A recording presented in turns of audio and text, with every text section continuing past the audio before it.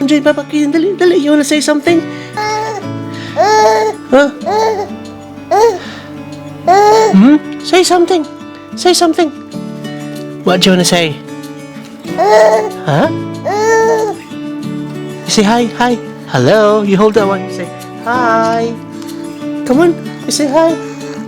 Hi. Oops. Good morning, good afternoon, and good evening, guys. This is your nurse Harold again, back for another video.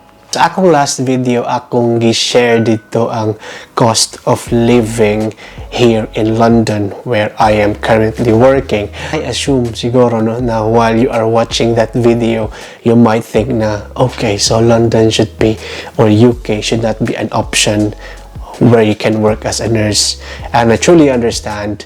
So to kind of like help you give a more idea of what it is like living and working here in London, in this video I will share to you benefits that you can avail or you can get while working as a nurse din sa UK. So number one is paid annual leave. If you are working as a nurse here in the UK, naakay 4 weeks na annual leave. You can take it as a whole. For example, if you want to go back in your respective country, in my case in the Philippines, and use it up, or you can use it in like a divided way. So for example, if you want to use 1 week in March and another week on the other months of the year, then that's fine. But then again, it is a benefit. It is always part of your contract when you are working as a nurse in the UK. The second one is the paid sick leave. Here in the UK, if ever you are not feeling well,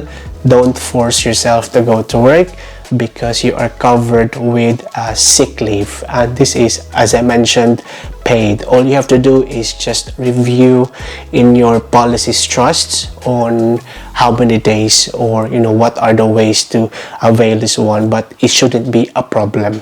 Third one is if you have a family here in the UK and you are the main carer, na asa lagi tawag na carer's leave. So you can avail this one in case of emergency. For example, someone is sick and you are the one looking after them. So that means you can avail this one, but at least you can support your wife or whoever is sick in the family. The next one is if you are a pregnant woman in the UK, na asa lagi tawag na maternity leave, and this is 1 year. Now you can avail, and it is a paid maternity leave. The only catch is your pay will depend on how long your maternity leave will be. So the shorter, the bigger the pay, because whatever your regular salary is, it will be divided based on how long you're going to take it, plus a support from the government. And for expectant fathers, if your wife gave birth, naput sila gitawag na paternity leave. So if it's a 2 weeks paternity leave, and then you are being paid as well on that one. Another one is something that is offered here na more like a reassuring thing, and that is what we call the permanent residency and later on citizenship. So some countries don't offer this one, but mostly in European countries they offer this, and UK is one of those countries na nag-offer sa ani, which is actually good because it will secure your tenure as a skilled visa worker here in the UK, and something to look forward as well. Now, it's a bit pricey though. When you apply for a permanent residency, you're gonna be paying a hefty amount of money, but again, the idea is you will have the right to stay here, and again later on you can apply for the citizenship. Next one is your child benefit and your child care.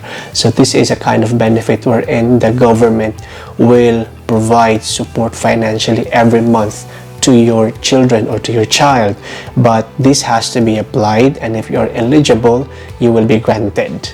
And the last one, which I think is the most important, is the free healthcare in the UK. And this is really something I am really thankful. You never know what happens in the future, as I mentioned. So we usually set aside something for that, but here in the UK, thankfully, it's for free. If you go to the hospital, you don't have to pay for it. Have national insurance, you're paying for it. I mean, it's not literally free because you're paying for your national insurance. This will be taken out from your salary, but sometimes di na mo siya ma-feel because as we all know, when we receive our pay, we always look at the bottom. We don't mind about the deductions, and the national insurance is part of your deductions, but your diagnostics, your hospital admissions, procedures, they are all free. So that's really one thing that I am thankful about while working as a nurse here in the UK. That's it, guys. Thank you so much for watching this video. I hope you learned something, and I hope this video also kind of helps you to decide whether you want to work in the UK or not. If you have any questions, feel free to comment and I'll do my best to answer them. Alright, so thank you. I'll see you in my next video. As what I always say at the end of my videos, never stop dreaming, never stop believing, kay walay imposible sa taong naningkamot.